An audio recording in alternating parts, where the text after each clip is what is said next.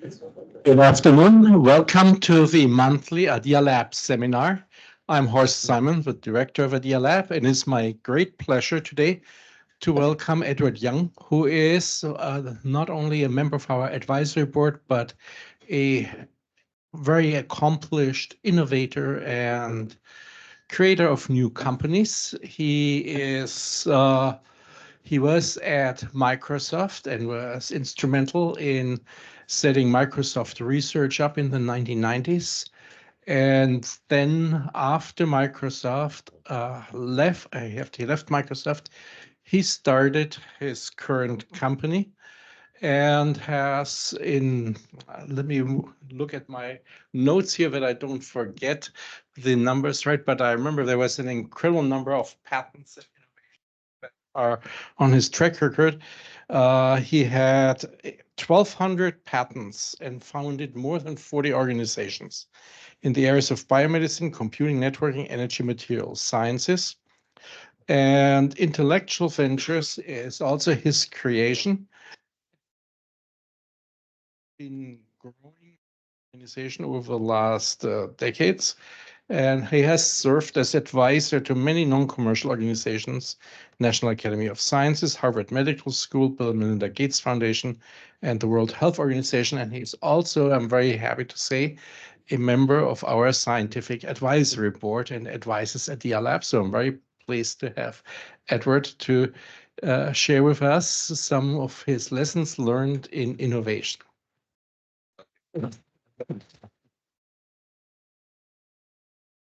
Thank you very much. I'm very pleased to be here. Thanks for making it out. And I know I'm between you and a meal, so I'll try to move along. So as Horst mentioned, I've been okay, I'm told I have to stay in this little box because I'm on here, so I'm not going to walk around. But okay, so as Horst mentioned, I've been in this innovation business for quite a long time. I was in academia, I did startups, I was at companies like Apple, Next, and Microsoft, and then in a fund.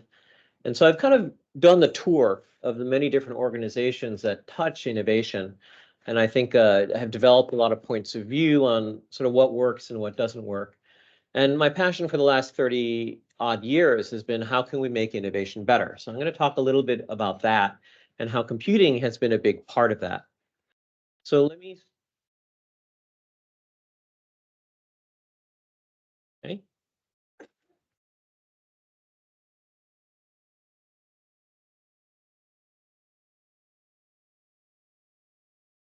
Yeah, thank you. Start with going through some examples we're familiar with. So conversation, when we meet and talk to people, the old way through most of humanity was basically among participants that already knew each other or happened to run into each other in some place. And that's for the longest time how conversations worked. But today, because of the internet and because of data science, conversations are quite different. They will mostly involve people selected by algorithms from an incredibly diverse pool and global pool of people. And because it's digital, these conversations will be analyzed by computers and what we call data science to generate more commercial value through this analysis. On the right-hand side, you'll see these some pictures out of papers about the analysis of Reddit topics, the analysis of Twitter conversations. And this actually drives a nice virtuous cycle where basically conversations are amplified by machine learning and machine translation. So I'll call this an example of success where we're able to digitize a key human activity. I'm not going to call it socially valuable. That's a whole nother conversation to have. But it is an area where we're able to apply computers and machine learning to a human activity like conversation. And there are many examples of post-internet how this was applied to other areas of human activity, like finance, like retail, like logistics, and so on. And we've seen in all of those cases that digitizing the activities allow this bring to bear the power of computing. Now, this is innovation the old way. It's very similar. Innovation was done amongst people who basically knew each other or were part of the same small networks. You can see from this picture that the movie Oppenheimer really upgraded the digs that these people hung out with. But basically, that's the way like conversation had happened through most of human history.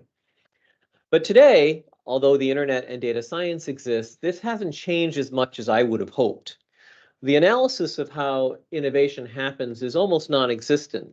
The participants tend not to be so geographically diverse and certainly not topically diverse.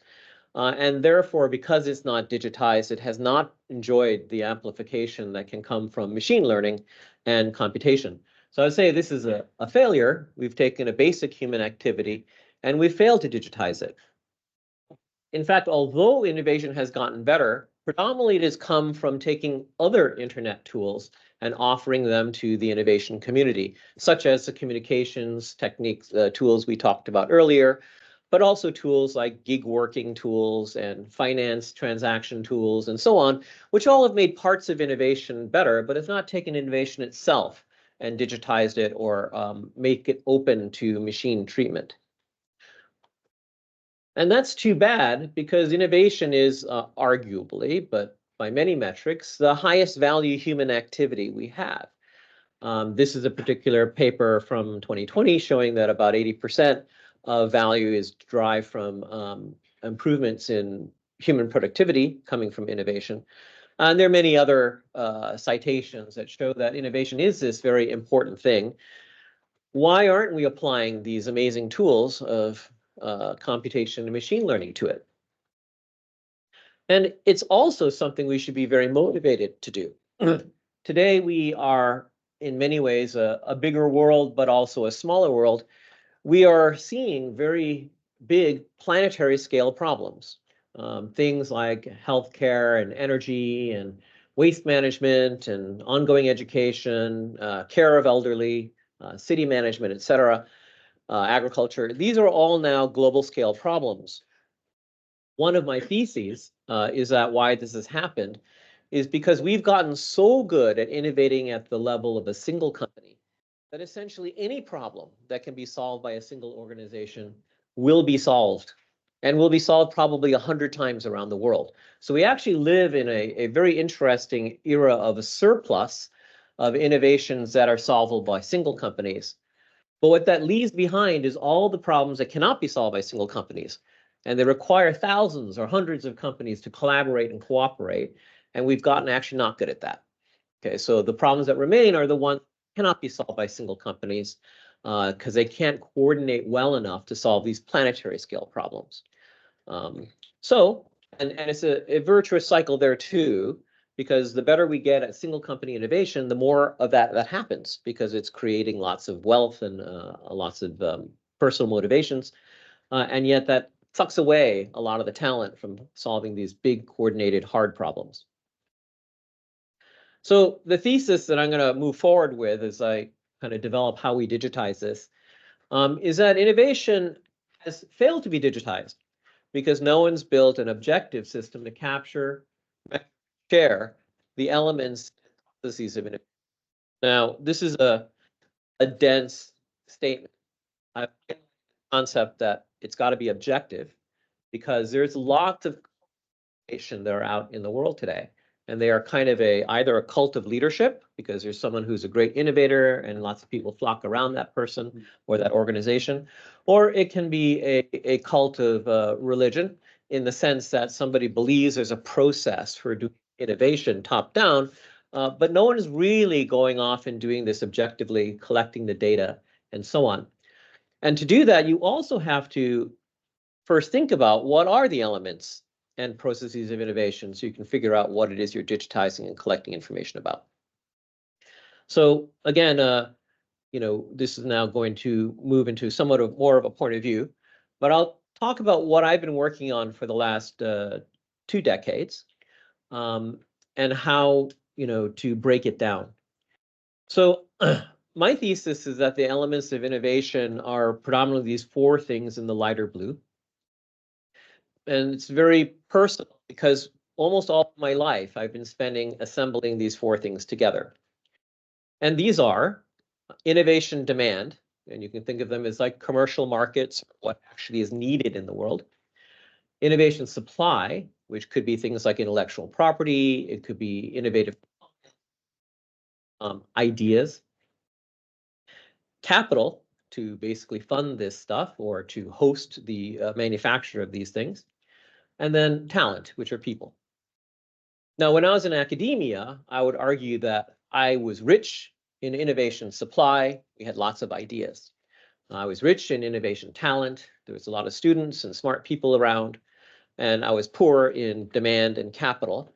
So I'd spend my time in spinning out a company or something like that, trying to raise capital and trying to find customers and the demand side, maybe their companies or the governments that would supply the demand. When I was at a place like Microsoft, I was very rich in capital and very rich in demand. We definitely knew the problems we wanted to solve, but then I'm always hunting around for the supply of innovations and for the people that can actually go do them. So pretty much wherever I was, whether it was a multi-billion-dollar fund or working with advising governments or in academia or a very rich company, I'm always somehow faced with the fact I'm missing one or more of these things, and I'm running around trying to assemble that kind of group of four. And that process is extremely efficient, okay? For one thing, it happens synchronously. Everyone has to, four things have to show up at the same time. And for another point, it's weirdly one shot. So if you fail once, you don't get to try again. You know, all the assets sort of go away, people go away, and you kind of start from scratch. So that means that right there is a pretty inefficient way of trying to, you know, in America, we'll say we herd cats. It's like you get three of them there, and one of them walks away, and then you try to get the fourth one, they're walking away. It's just the synchronicity and the fact that once you kind of get them there for a moment, if there's a failure, they all scatter. Well, that makes it very inefficient. But maybe even more importantly, there is no one single incentive system that pulls them all together. There may be some groups that really they're incentivized by publishing papers or by fame or by charitable activity. You know, we had a great set of experiences over in Japan where it turned out that junior academicians were incredibly uncomfortable being paid more money than the deans of their college. It created an incredibly uncomfortable social situation for them.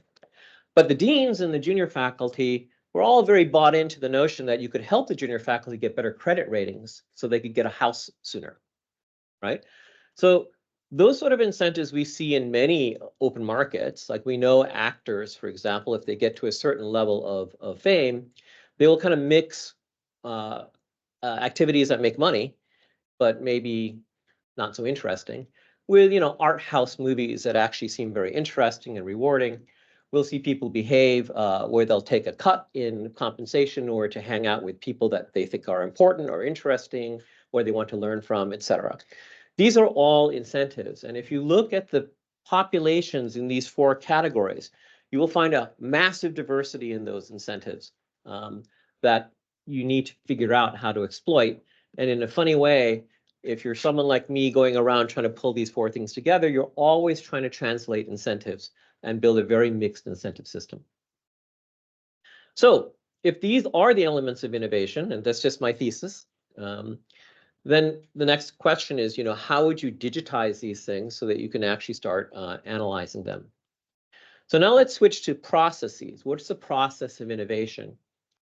Now, I've worked with a lot of organizations and a lot of consultancies that build processes of innovation that I believe generally are too short. The belief is somehow there's an innovative step that's maybe a bit of a eureka step, and then you can kind of get it done. But we all know that innovation is actually a very, very long and chaotic process that can take a very long time and is quite unpredictable.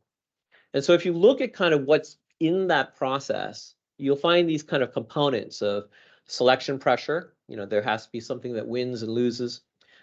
This notion that you can mix and remix the ideas, concepts, and assets that are in innovation, that there is stuff to reuse, and that it's all kind of built together to promote diversity and this ability to combine and recombine the pieces that will actually end up working.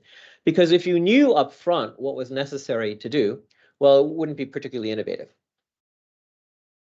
Now, this turns out to very nicely mirror biological evolution, which we think of as a genetic process.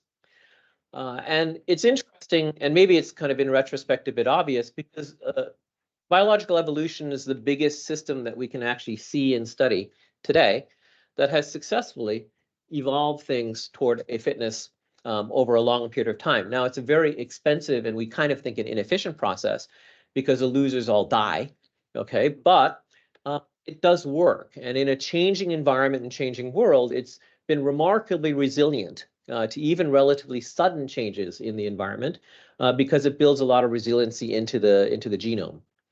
So if you think about what the equivalent components of that process are, again, at the center of it is this notion of genetic variation, and it's being driven by selection or selection pressure, inheritance, the fact that these things kind of can get reused over time, and then genome diversification, which, you know, when I was going to school as a young kid, I was taught was sexual reproduction, but we've now found there are many ways of doing genome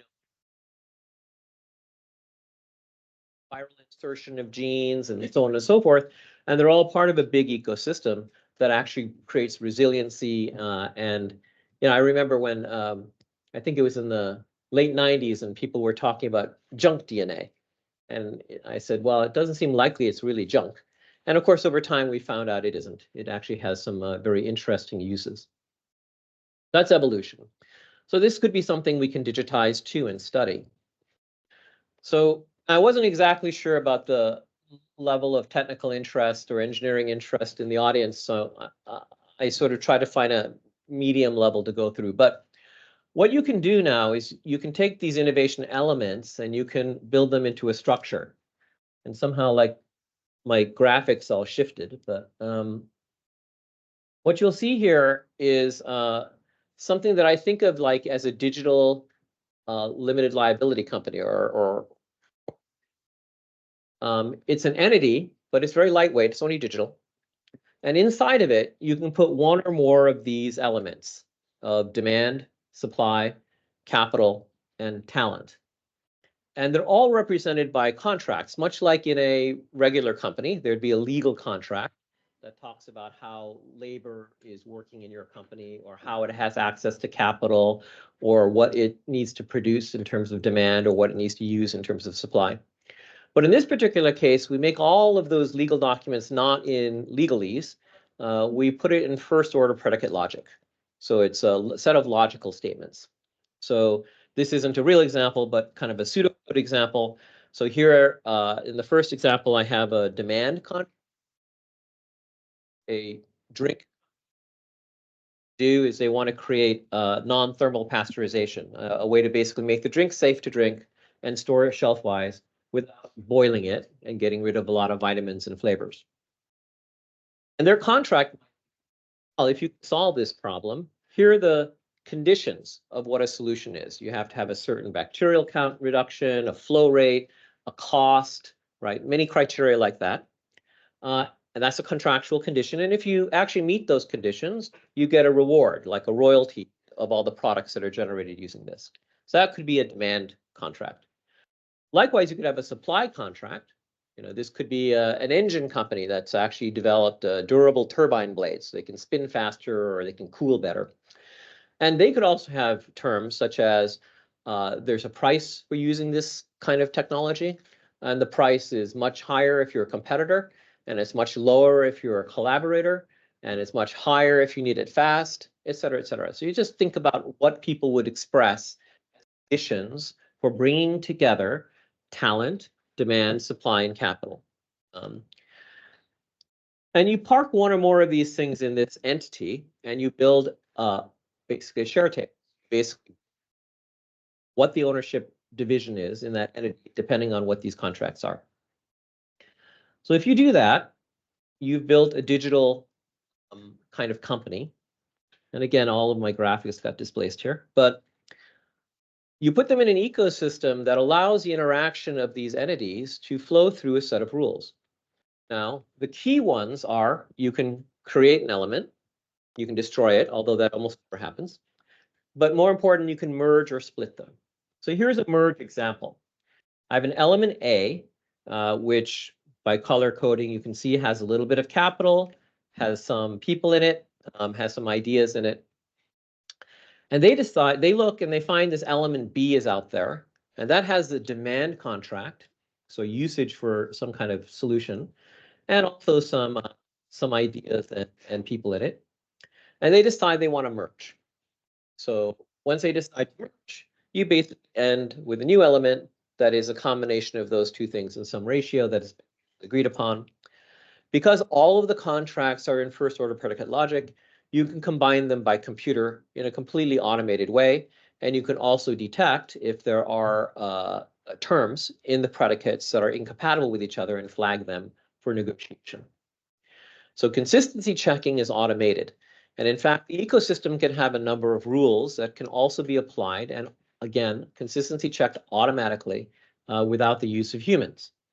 This also allows you to analyze the domain and ranges of these predicates and actually see where deals could be made because there are compatible conditions without the groups ever knowing each other. So again, algorithmically, you can bring together elements based on the conditions that they have specified using this logic. Now, what the ecosystem does through merging and all of this, and the fact that you have contracts that specify a kind of demand, and set of demand criteria that unlocks rewards, is that drives evolution. Okay. And if you build that evolution and track it, you end up with a graph, which we call a cog. It's a reuse of the word cladogram, cog. And it is a digital representation of the evolution of these elements to satisfy all of those constraints that have been expressed in those first order predicate logic statements. Okay, so it's all the constraints that have been expressed by the talent, the innovation demand, the innovation supply, and the capital. So this is our version of the analytic Twitter conversation, Reddit thread, so on and so forth that you see in academic literature today. But it does have an interesting difference, is that it is very, very goal-directed because the constraints are all made explicit in the logical statements and logical predicates. Cogs are connected to the elements inside of them, and therefore the incentives that drive them are basically the ones that drive toward solutions. And as I go through those working solutions, all the criteria in them are like features. So what's happening inside of these cogs in terms of what technologies are used and reused are maybe not as important as the terms that were expressed in the contracts that say this is what unlocks value, like dropping your bacterial counts or hitting a price target or so on and so forth. And those are like features you get to see. So in that sense, cogs, to use a genetic example, are kind of phylogeny. It's traits like height or eye color or things like that that are being expressed in order to kind of achieve some kind of fitness goal. Now, if you think about what's happening in this evolution, there's a lot of dead ends. Most everything will be a dead end. And that's considered a feature, not a bug. That's what evolution's about, is exploring a lot of dead ends at low cost. Now, also interestingly, we take cogs that fail and we keep them. And we keep them because they could be useful later on. And this is very much like what we thought about with some parts of junk DNA. There's a lot of things in our DNA that actually aren't useful until they're useful, like a pandemic occurs or we have huge heat changes in the environment, and suddenly those genes start to become useful and they happen to be really there, so you just have to kind of swizzle them in. And so we do something equivalent to that. And then the ecosystem can have other contracts in it, rules, that kind of determine the behavior of the ecosystem in general. And I'll cite one particular set that's very interesting, which is Elinor Ostrom's work. She was a Nobel Prize economist who unfortunately passed away some years ago. But she developed the whole work around this thing called common pool resource rules. And this was to basically deal with the tragedy of the commons. So I'm going to take a little bit of a sidebar here. Tragedy is in many ways the theory kind of underpinning property law. And it was an observation that when you have a common property, but no property ownership, the common property tends to degrade because nobody's really incentivized to put work into it. There are people incentivized to preload it, and then there's people who would basically put work into it, but be taken advantage by the people. So that's the theory behind why there should be property ownership, because then the owner has an incentive to do it because they can charge rents or make sure people can't use the property if they're not fairly treating it, etc. Now, interestingly, that got applied to intellectual property, and that arose to patents. And patents are a kind of property law over an idea. Now, back in the 90s, there were some interesting papers written about the tragedy of the anti-commons. And the tragedy of the anti-commons was a view that somehow property law in the form of patents was actually reducing the likelihood that people would put investment into improvement because it was creating too many boundaries that worked against it. Now, interesting, this became a huge debate in this field, and I entered it because I built the largest patent fund in the world. And it was very interesting because on one hand, you have something like pharmaceuticals, which I believe right now is still around an average of 8 patents per product. So everyone who owns a patent in that could get around one table and kind of try to hash out a deal. But then you have things like this, and I'm holding up a cell phone, and this has over 100,000 patents in it that are active currently. And there's no way you're going to get to be able to adjudicate the relative value of 100,000 patents. So arguably, the fact that patents draw a boundary and also create an ownership relationship might be difficult to do when there's too many of them, because now the boundaries sort of get in the way more, and trying to figure out where the boundary is becomes the dominant effect. Now, what Eleanor Ostrom did that was quite fascinating is in over 60 actual pilots, real world pilots she did, she came up with a set of rules that seemed to avoid the tragedy of commons for common property. So what we did is we decided we're going to encode those rules into the ecosystem to try to enforce the notion that when you go do these merges or you kind of register your contract predicates, they're checked against this and enforced as to whether or not they will actually pass. And that's the kind of thing you can do in this. That's very hard to do. Changing laws and all that, which takes much longer. The other interesting thing about these merge operations is that they happen very fast because they're fully digital. This was actually motivated by an example where we were working on a clean water project that involved intellectual property coming from multiple countries, from Singapore, from India, from China, and the United States. And it became very clear that to even negotiate the intellectual property contracts to actually move forward would probably take us 3 or 4 years. And even just figuring out where the venue of this was going to be was difficult. So that's what drove us to kind of build a system where you do a master agreement and then everything else happens digitally and probably isn't legally enforceable, but at least you get to make progress and then decide how you're going to legally bind it all up at the end. So that's a cog. So let me go to a pedantic example, and this is a graphical version of a real example of how these things work. So imagine here on the very far left, some originator and puts himself in it. Blue is people, talent. So that creates the first element and creates a cog. In this case, it's cog 0000999. Then that person finds other talent they know who starts contributing ideas to this virtual entity. And those are those orange boxes there in step 2. So, and they go and they tell their friends about it and start marketing it. And then sometime later, that attracts some investment who will basically fund an early proof of concept. And so now that is merged with a new element that has money in it and is resulted in a hybrid. So this has already been 2 merges that have occurred. And what has happened is you can see the share table has evolved. But now you have an entity that has within it some talent, some ideas, some innovation supply, and some capital. Now, an element from a completely different cog, a different kind of lineage, looks like it has a problem statement in it, a demand contract that could use some of these ideas. And so it decides to combine with this element to merge that demand contract with the assets, the talent, the capital, and the idea assets that are in this one. And so you kind of brought two cog lineages together, and you've now created this new entity. And now that can move forward. So the next step, more progress is made, more capital has happened, a prototype is built. That prototype in the next step attracts another demand contract because another company looks at that and goes, whoa, I could use that. And then that fuses in and so on and so forth. And you can see how this is evolving as a constantly changing combination of talent, demand contract, supply, and capital.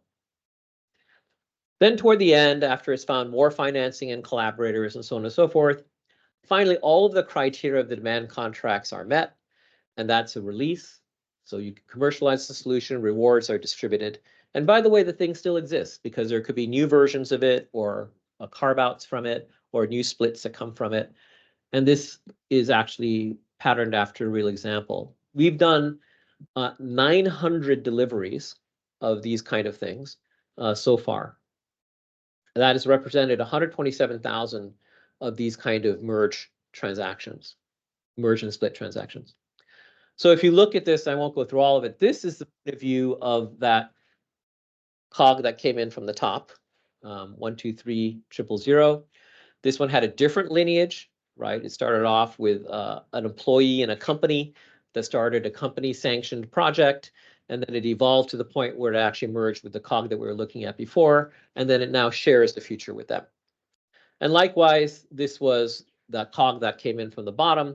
This was a university startup project, and this is one that was supported by the university TLO, got to a point, merged in, and then again shared the future. So hopefully this is a simple example that shows how this elements and evolution, which are relatively simple things, combine to actually create very sophisticated behaviors and can actually last a long time. Our longest project has been, I guess now over 14 years, and our shortest ones are 6 weeks. But it's very scalable and continues to actually create enduring value. So now, the nice thing about it is everything in this thing is digital, which means you can analyze it. So this is a project we do with Emmy Networks, which is over at Oxford University, and also did some work with Turku University. And this is with CERN. Now, CERN was a very unique kind of customer because by law, all of their data is public. If we work with a Pepsi or a Hyundai, they won't give us their web access logs or all their emails and things like that, so we can't analyze them to the same degree. What this represents is an analysis using fairly simple natural language processing of all the communications that occur between the parties that are involved in an innovation project. The red dots are essentially our labeling of question states. And the green dots are answer states. And the big red dot is the initial problem to solve, and the big green dots were the ones that were actually selected solutions. And so the evolution that you saw there in the animation is how this progressed through clusters of interactions among parties to actually get to the answers. Now, I'm going to point out all of the examples I'm going to give you are unpublished information, so you should not look at it as the product of high quality.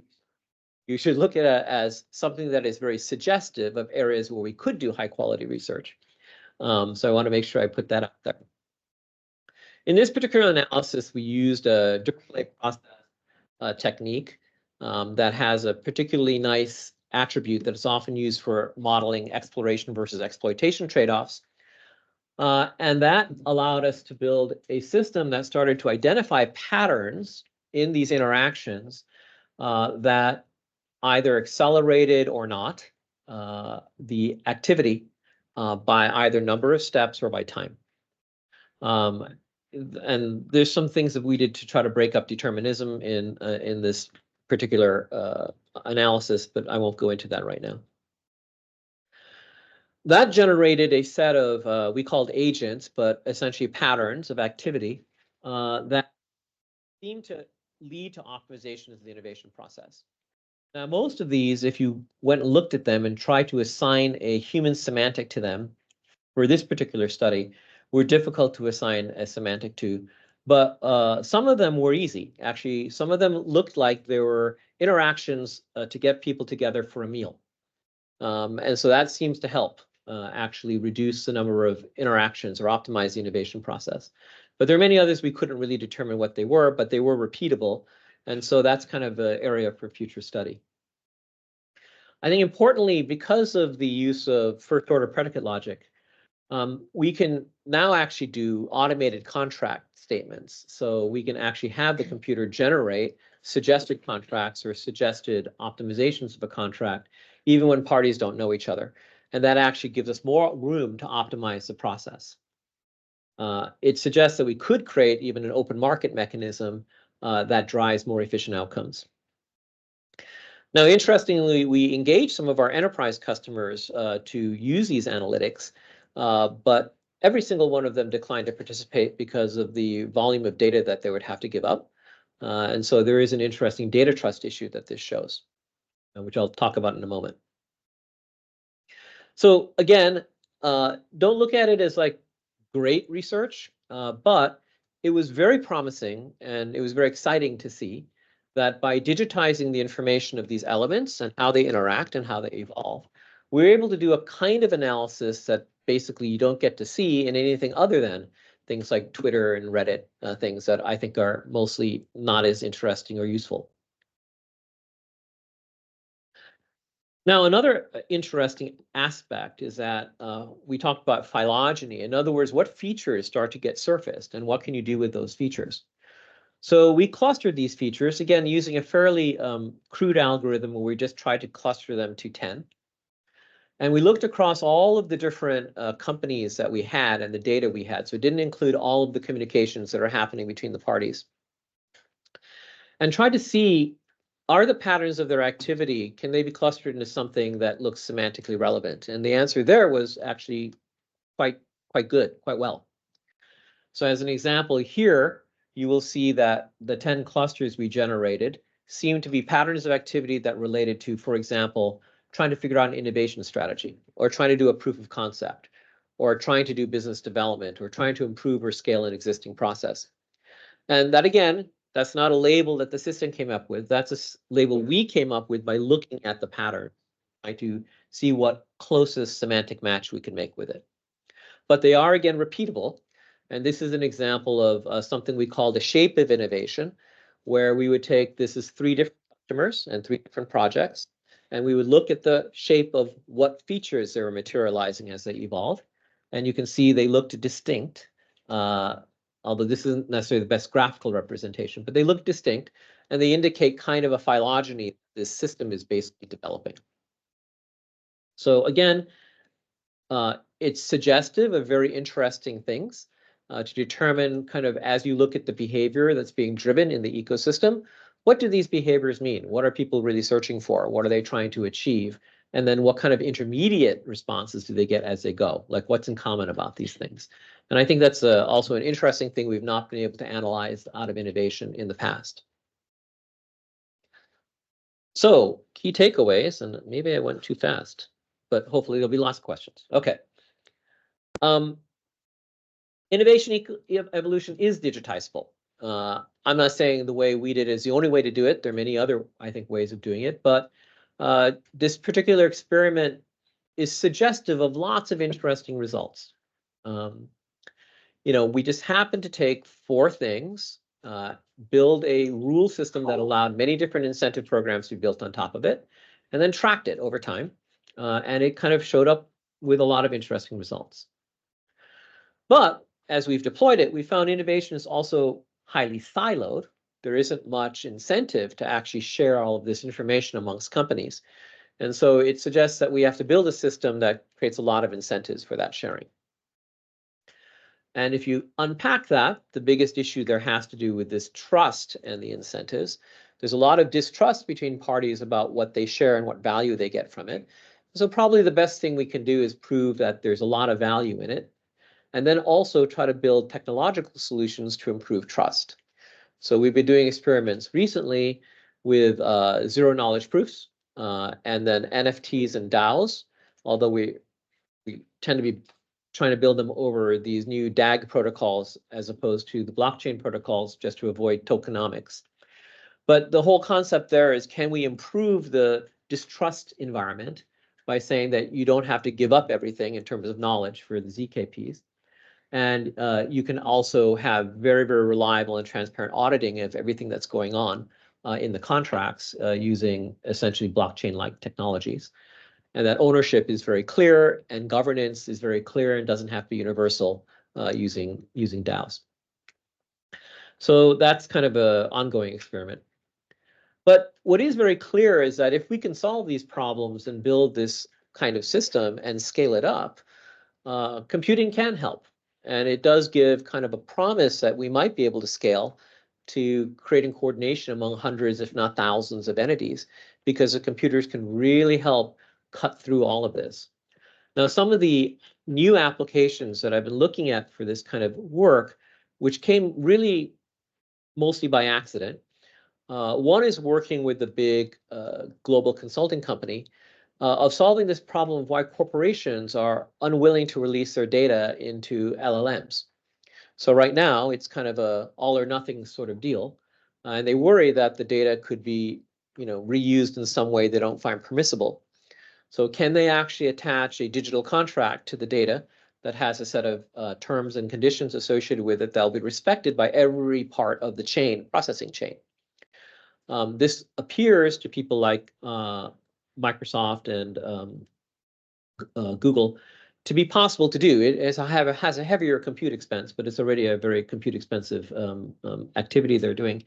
And so it'll be interesting to see if they can do that, because you cannot come up with one form of royalty system that can blanket cover the value of data for every output that can be produced by an LLM.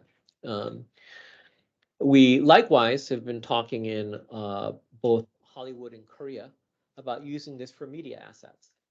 And back in the 90s, when Microsoft was doing a lot of work with Hollywood because there was going to be this convergence of digital, I remember telling Hollywood execs and their agents that digitizing, making media digital, meant that you were going to be open to much more reuse, and that someday automated systems will come and be able to reuse your data, not just once a year or 10 times a year, but literally hundreds of times a second.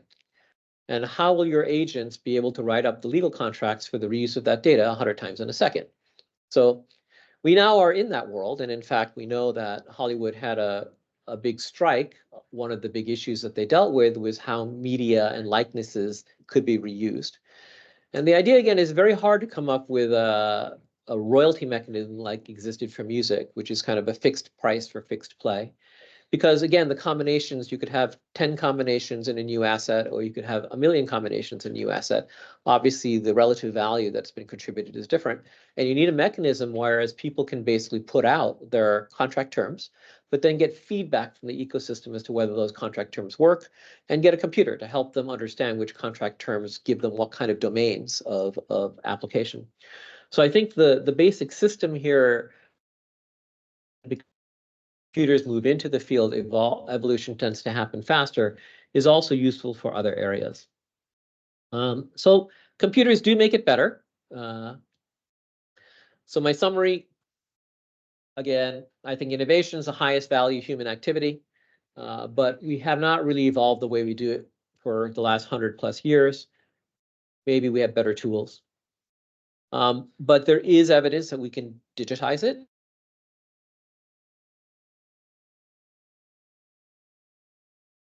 Planetary scale innovation system for our planetary scale problems. And that's it.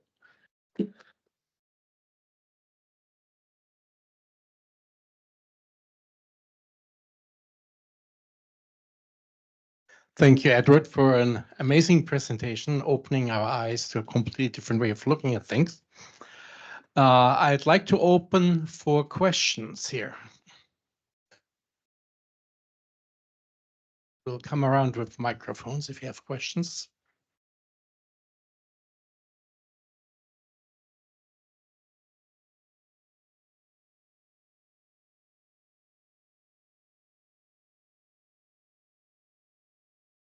Hi, John. Thanks for the wonderful presentation.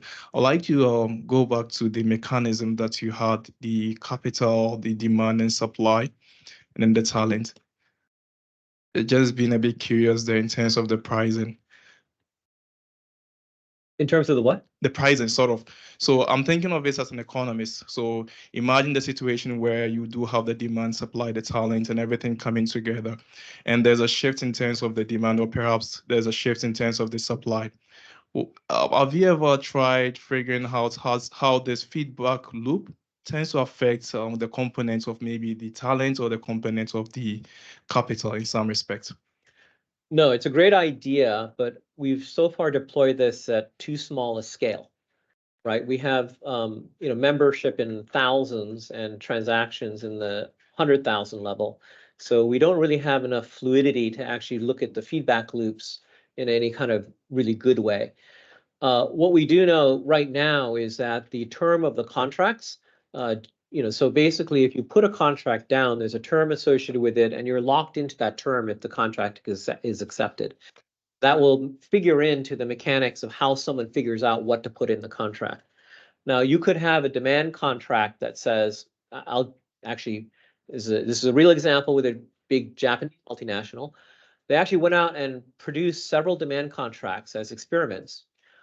Some which allowed open access, some which did not allow open access, some which allowed reversion rights to IP and some that did not, and then different economic terms. And then they get to put it in and see which ones get traction, right?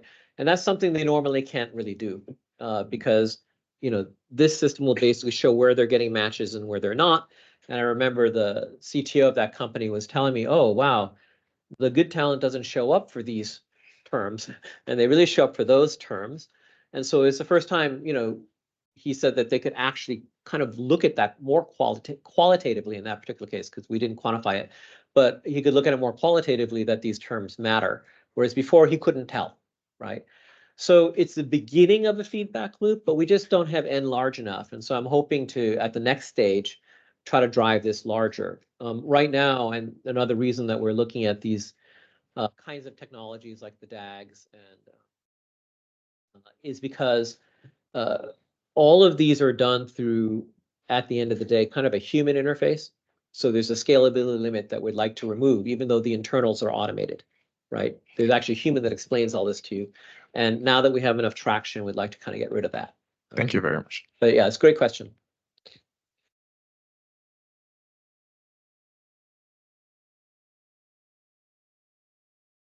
Edward, have you thought about any metrics? You mean innovation with digitization, innovation without digitization? What are the metrics collected or looked at, whether we are improving or the status quo? Yeah, so we actually have quite a few. I think the metrics, the ones that we optimized under for the couple of studies that we've done tend to be time and number of interactions. So in the case of the CERN study, it was predominantly number of interactions. So we kind of optimized for lower number of interactions is better. I'm not saying that's a good idea. It's just what we use. Some of the optimizations where we're feeding back these kind of patterns, those had to do with time. Now, because we didn't have data to estimate the actual cost of these things, we couldn't really do an optimization over cost. We could only do what we had, which was time and number of interactions. But ultimately, I would like to do more of that kind of activity. Yeah. In terms of other metrics, I mean, it was very interesting because we would get some companies asking, oh, what did other companies do? Right. And then there's sort of an interesting question of what can you tell them? So there'll be some interesting business challenges too, as to when you extract out of this knowledge some interesting patterns. What do you do with those? Do you sell them? Do you make them sort of common knowledge? Do you make them like kits or templates? I don't really know the answer to that yet. But it is interesting, in a funny way, what happened in the real world, and this is one of those things I think subtract social value from digitizing conversation, is that the metric that's being used there is improving numbers of clicks or amount of user attention. which I don't think is really that great for humanity, but a kind of metric you can optimize against. So choosing those metrics is kind of important. In this particular case, I think getting a faster result for an innovation is also something you have to be a little bit careful about, because the innovation could be a harmful one or a not harmful one, but that's a whole nother set of discussions. Yeah.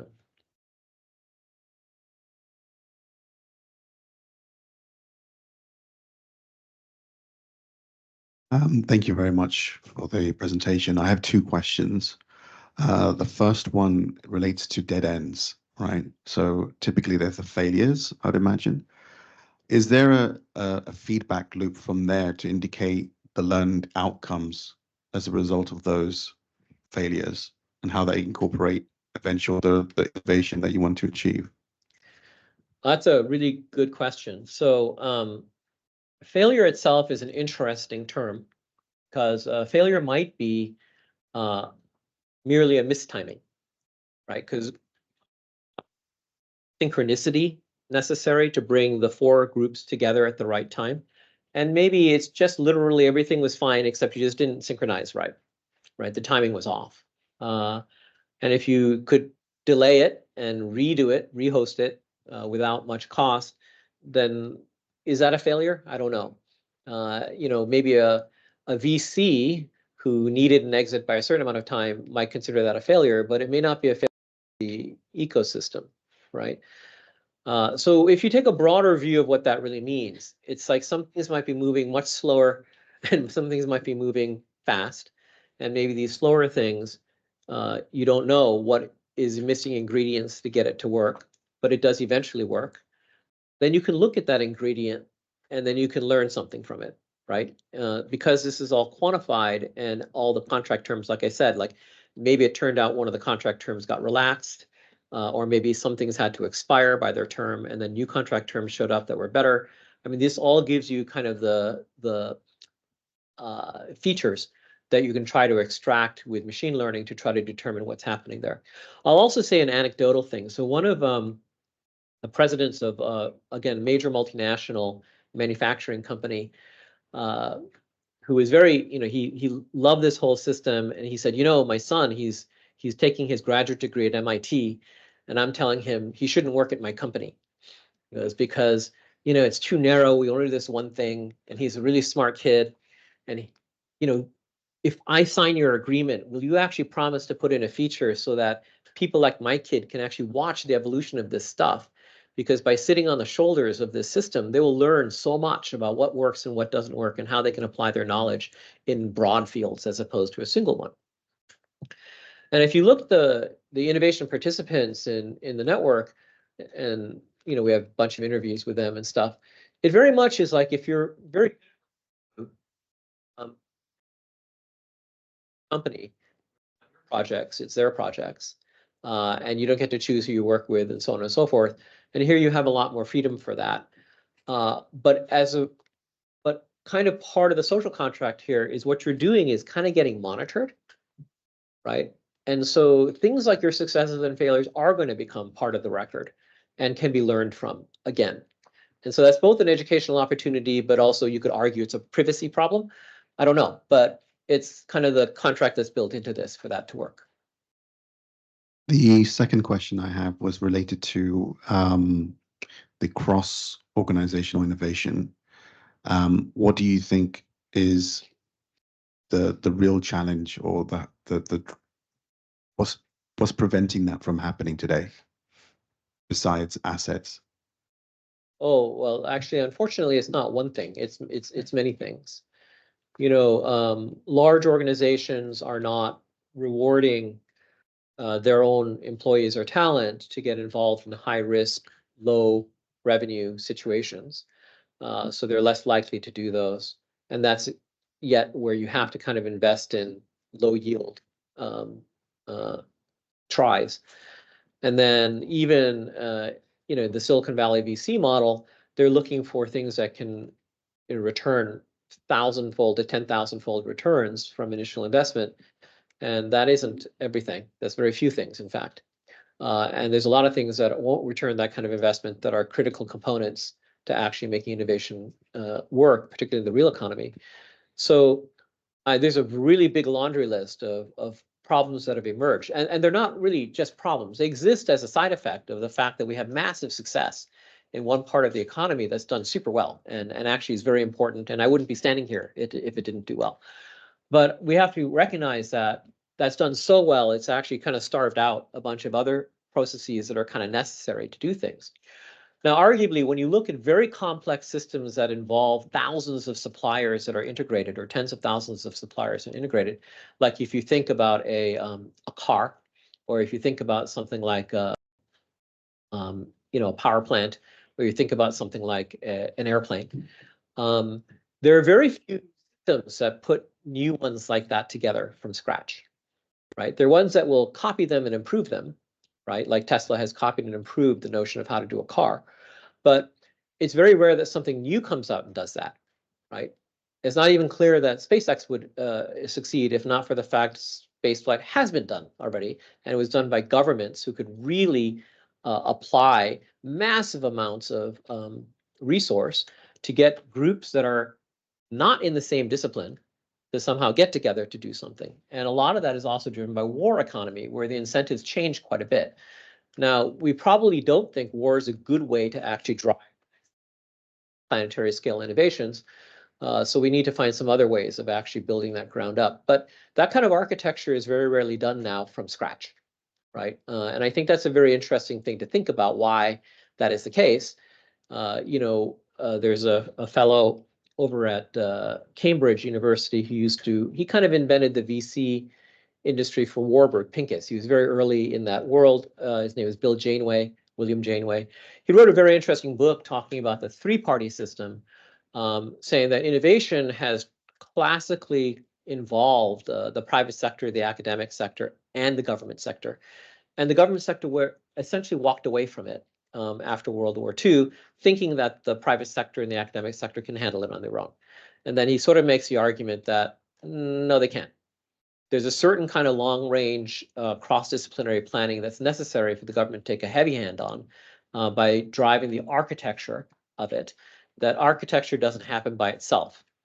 I remember being in Singapore a while ago explaining that, oh, you've built all this amazing architecture, like the Marina Bay Sands was going up and all this. And I said, but you had an architect, right? Your healthcare system doesn't have an architect. And if you didn't have an architect, what would you end up with over on Marina Bay Sands? Well, you'd either get one guy who says, oh, I'm a window maker. Everything was made of windows. And then you'll get some other person who says, oh, I'm a concrete maker. Everything was made of concrete, right? But you're not going to get a well-balanced system if you don't have someone defining it from the top down. And yet that is how they're actually innovating in their healthcare system. There is no architect. It's just a whole bunch of people who are experts, all driving their own kind of agendas. And it's very rare that that's going to actually come up with a cohesive whole. Thank you for the presentation. Now, you mentioned the word contract, and the contract is usually a fixed terms and condition between the contracted parties.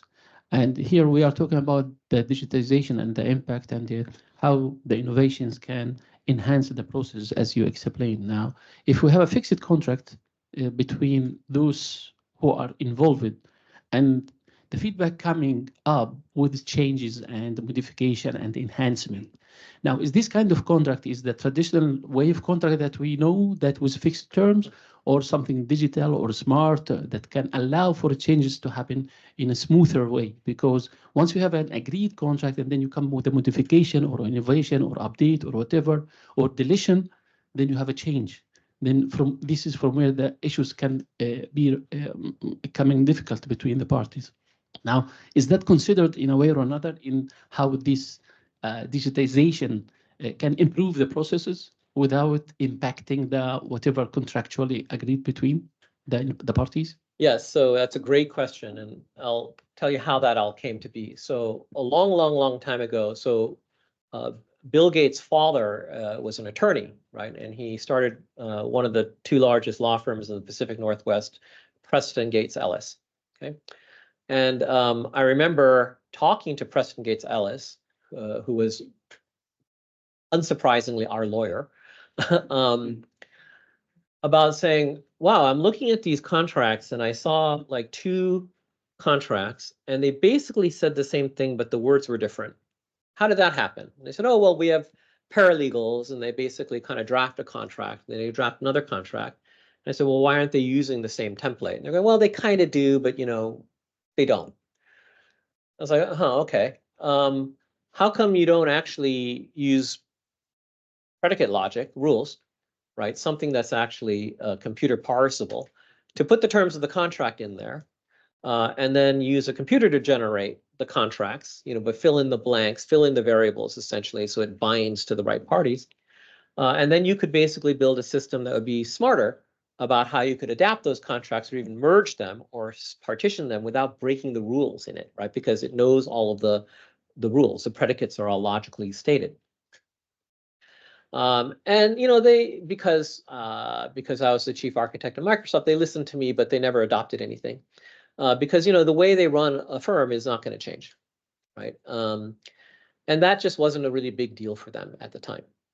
So then fast forward a couple of years, and at this dinner, and Madeleine Albright, who is the Secretary of State, she was the exited Secretary of State of the United States, and Bill Clinton, the exited President of the United States, were sitting at the table with me, and they were talking about some nuclear agreement that they had been working on with Russia. And I said, so I'm curious, why aren't these agreements actually written? So you can see I'm on the same predicate logic, right? So that a computer could actually help flag what areas you're disagreeing on up front, right? And it wouldn't even care about the language, like Russian versus English, because it's math, right? And then you can put the language around it after you've actually agreed upon it. But why don't you start off with something that's actually quite logical and rational? And again, she said, "Oh, does that really work?" And all this. And so then we ended up working with this group called Conflict Management Institute, run by he unfortunately passed away during COVID, but it's a Nobel Peace Prize winner over in Finland, whose thesis is that people generally don't want conflict, but there are certain parties who do. And if you can kind of convince the people that they don't want conflict, then conflict doesn't happen. It's very optimistic, but we looked at a bunch of technologies to kind of try to determine, can you build rational statements out of kind of what people are saying in natural language? And this is before LLMs, which, by the way, can do this much better now than the technology of the day. So let me now answer your question. So my view is that if you can make this transition, and we have done this project where using older technologies and LLMs, we would take legal contracts and we would translate them into logical statements. Now, a good lawyer will tell you that often legal contracts are deliberately vague because they want to basically kick the can down the road to maybe an adjudicator or a court who will then interpret those words later. But my view is like, okay, then let's designate that as deliberately vague to be bound at some later date, with something called unification in logic.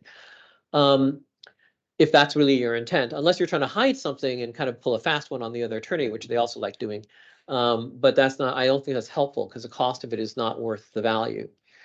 So if you can get to that point where things are expressed in logical statements, then yes, the computer can actually help you a lot in negotiating, because it can analyze what's going on in the marketplace, what are kind of all of the terms that are out there, and suggest to you terms. So I was given an example not too long ago, using the example of, and it wasn't, I'm going to use the name Tom Cruise, but it had nothing to do with him. And I said, if you have Tom Cruise's likeness and it can be used as a digital asset to produce, Tom Cruises in movies, and you want to do a contract that says, in order to use Tom Cruise, here's a bunch of rules. Okay, like he always has to have a running scene, and he cannot be a bad guy, and like whatever the rules are.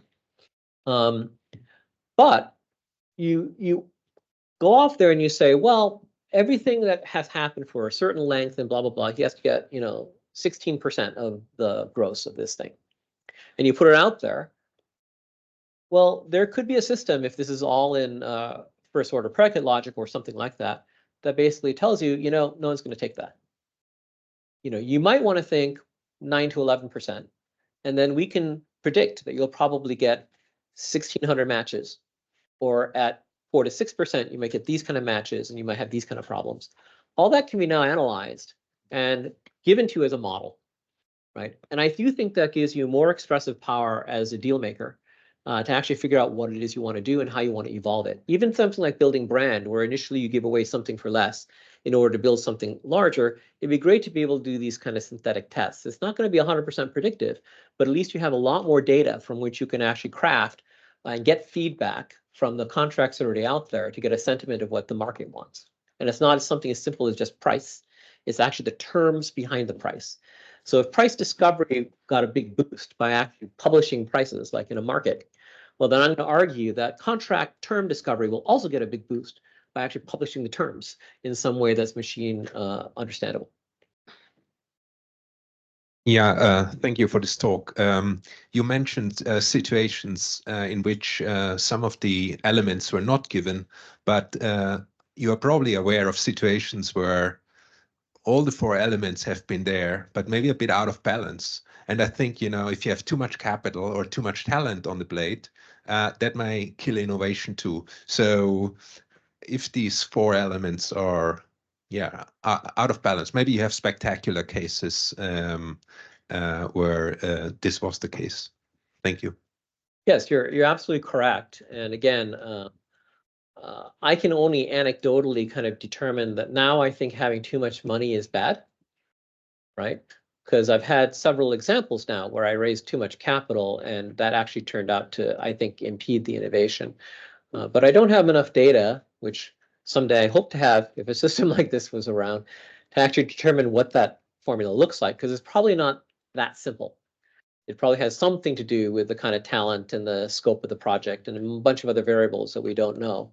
And I don't know, and I have nothing to compare with. So I do hope to get much more, quantitative about that, because I like quantitative. But right now, you need an infrastructure to even determine that, right? What balance means and when. What's fascinating about this, and I didn't show an example with splits because I just wanted to keep it relatively simple. Things carve off too, and they can find other new markets and so on and so forth. I think the concept of balance is a very funny thing, because if you look at the evolution of these and what's in them and their tables, it varies really, really fast. It's amazing how quickly it moves to remove sort of the legal overhead and the kind of process overhead for these things to combine and recombine. In fact, most of the combinations that happen now, merges, are not actually by the parties themselves. It's by third parties who come in and then suggest that combinations would occur, and actually will put something like capital resources or something in order to get a piece of the share table associated with the new thing that they suggest. And so it really allows third parties to come in, much like we hope someday computers will also, and suggest what combinations actually make sense. And they are actually helping define what they think is the right balance, because actually it turns out it's hard for the parties to do it themselves. Do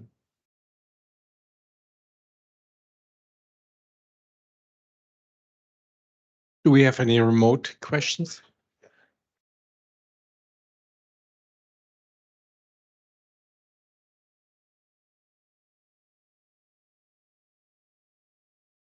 All right, there's one question from Michael, and I think you touched on this in one of your previous answers, but I want to ask it anyway.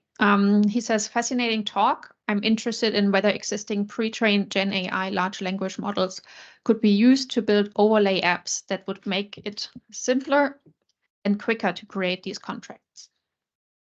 That's a really great idea, and I hope so.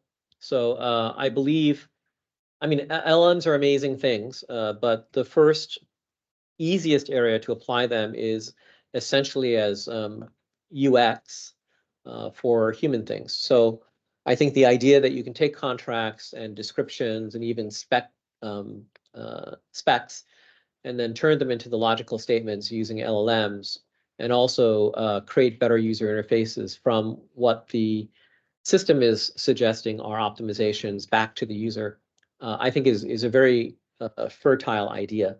One of my executives was, I guess, kind of ribbing me the other day that I had spent the previous week more time with LLMs than with humans. And he said, wow, that must have been a really great experience for you. And I said, well, I don't know, great, but you know, as an interface, they're actually very, very interesting. They all have limits, but I do think they're going to be very interesting front ends and back front ends for things. Whether they actually will be the internal reasoning engines sort of depends on the application, I think. And there's still, you know, as you know, I'm sure this crowd in particular, the furious rate at which the LLM research is moving and new architectures are being experimented on, developed. You know, presages that there'll be a lot of changes over the next 5 years in LLMs. So we'll all watch that happen.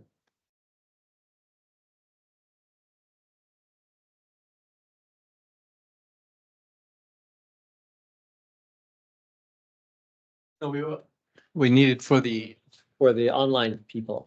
That's why I also can't walk around. Yeah. Thank you. It's very interesting. On that last topic, I have a question due to ignorance.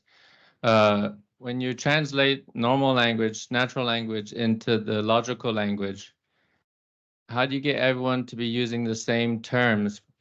Because like if I'm looking at job offers, they're not always the best descriptors of what people are looking for. I mean, money is quantifiable, so I guess that helps. But if people have a problem to solve, they're not all going to use the same terms. Maybe they don't even know exactly what they want. So how do you convert that into a shared language on this marketplace of contracts? Yeah, so that's an excellent point. So the first order predicate logic makes the kind of the quantification or declaration of the logic and the terms computable and universal. But the actual words that are used to describe the thing are not. That can be made up, right? Because, you know, you could say, you know, I am going to work in return for dollars, or you could say I'm going to work in return for money, and they don't exactly mean the same thing. So what happens is you have to build standards for exactly what people will use. And the view is that once it becomes computable, the standards are driven by your desire to be unified with the right thing, right? So it's a little bit, I guess, like maybe currency is a good example. So if everyone is transacting in dollars and you're transacting in lira, you might decide to switch over to dollars in order to get the transactions to happen, or you might find somebody that's going to do the conversion. Now, why that's interesting is that LLMs have the, you know, theoretical capability to do that conversion. So if you express things in the vocabulary you're comfortable with, even if it's in a different human language, the LLM may be able to match it against what's out there in the market to suggest what kind of language is useful, and then ask you to approve that because it's more likely to unify with something.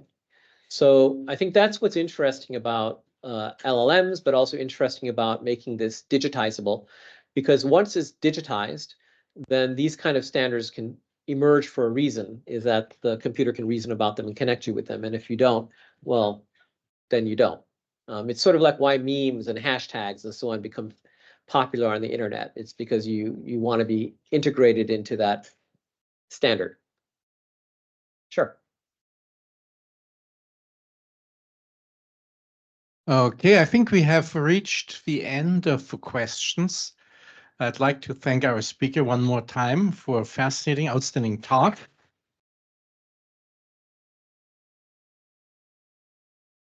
And we will convene or continue in a few minutes after sunset for iftar.